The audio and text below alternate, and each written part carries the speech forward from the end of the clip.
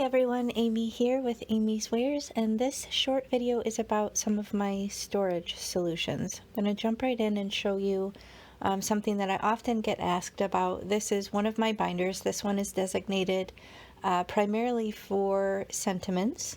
As you can see, I have some baseball protector or baseball card protector sheets, and in the pocket here I'm showing you this is some adhesive backed foam that I have die cut out to go with some of my Pink Fresh dies that I have stamped in this book, and I'll show you a little bit more about that in a moment here. But I'm just going to flip through and show you these pages.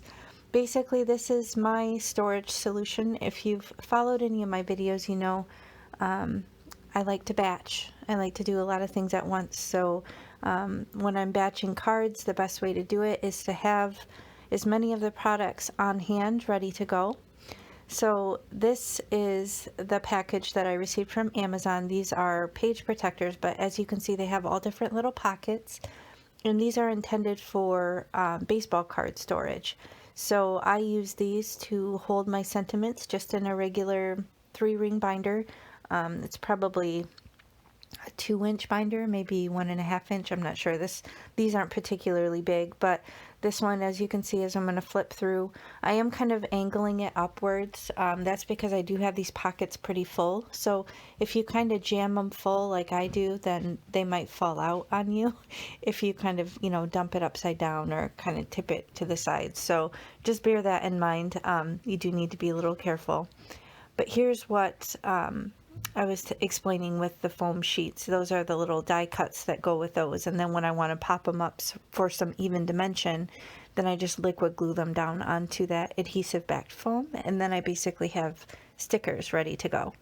So I have some of these little label stamps in the pockets, and just continuing to flip through various different little metallic gold or shadow layer glued together. So sometimes if I'm in the mood or watching a movie, then I might batch a bunch of sentiments from my die cuts. So I do need to actually go through and do this again soon, just with some different holographic papers and various different options. So this is a way for me to be able to really crank out a bunch of cards at once. And I do have this little folder in the back as well to kind of hold some other various items that won't fit in the baseball protector sheets.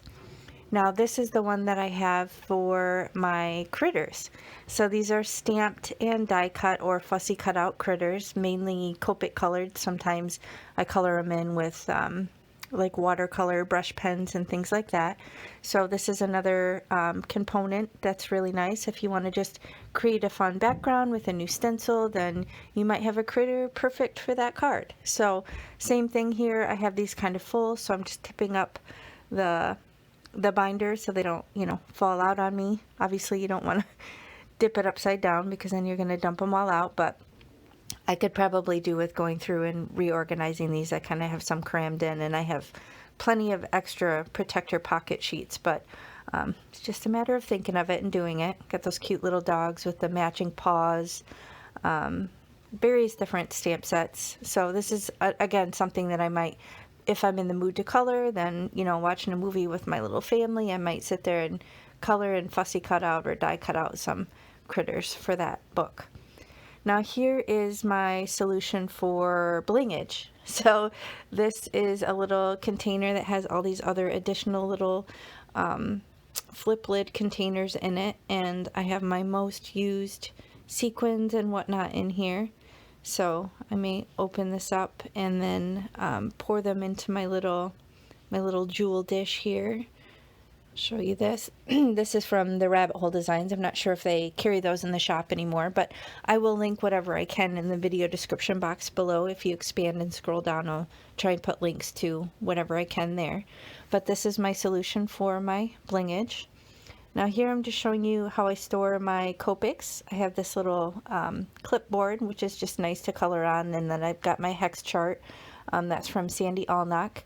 Now this is I don't even know what you would call this. I got this from, I believe, Joann, but I love it because it's got these little side zipper pockets, so I'll hold my little fussy cutting scissors and a white gel pen. And then on this side I have warm and cool Copics. I have my grays in the middle, and then these are Artfly brand, so those were the alcohol markers that I got before I made the jump to my Copics. So I might have to boot those out if my Copic collection gets much bigger, because I might need those spots, but it works for now. Now these, you've probably seen me use a million times. These are simple strips from Tailored Expressions, and I do have a different video, which I'll link in the video description box, regarding how these work. But they're basically one big stamp, one big die, and then you can also buy these boxes, which are just brilliant. These also come from Tailored Expressions. So as you can see, there's a little tray in there, and so the one stamp will fit in the one box, and then you can see them all in their visual beauty and figure out what you need to finish your card. So again, these are perfect for me and my batching mentality, and as you can see, I've gone a little crazy and have many of the sets. This is also something you've probably seen a million times. The clips that go on those brushes, that stamp chamois case, as well as this glue holder, these are all from Make It by Marko. If you aren't familiar, they are a small business and they are just the sweetest people ever. I will link their Etsy account, but they have all sorts of little crafty solutions. These are the Bitty Bunny blending brushes from the Rabbit Hole Designs. So these are the smaller version of their blending brush. I don't believe they carry their big brushes anymore, but they do have these little ones, and you can hang it down. You can store them in these little cool paper tubes that they come in, or you could, you know, stick them in whatever other storage solution works for you. But I just have this little tin thing that I think I got from Target for $1. This is how I store my stencils. I get asked about this a lot because, you know, I'm all about the stencils. I have these two massive 3-ring binders. I got these off Amazon. I'll link those as well. And I have these page protector sheets. So these are just regular page protectors. Here, I'll show you what I use. I have some already with black cardstock in them. They don't come this way, but I just use the cheapy black cardstock just because it really helps the stencil kind of stand off the background. But I have a bunch of those, and then I have these dividers. Now, I wouldn't recommend these dividers because I realized after the fact that they don't stick out. The tab doesn't stick out past the protector sheet, so you might want to get a little, you know, divider that's longer than that. But I just used them because it's what I had. But if you have the tab sticking out, obviously that makes it easier to identify the different categories. But I have 6x9s and 3x6 and the layered and the miscellaneous and the masking. These are all Marvelous Mask stencils, which are amazing. So I'll link the shop, and I do have a coupon for A Colorful Like Designs if you want to shop for some stencils. Now my final things here, I was just showing you the Catherine Pooler I leave in their little containers just because I like how the colors kind of jive together and they're not hard to store. But this little storage box is how I store all my mini ink cubes. So I have a little blending foam underneath each of those, and I have the little color swatch sheet, and I just store all my Distress ink mini ink pads there. So those are just some of my storage solutions. I hope that that helps you and answers some questions. If you have any questions, leave them in the comments below, and I look forward to catching you next time. Thanks for watching. Bye.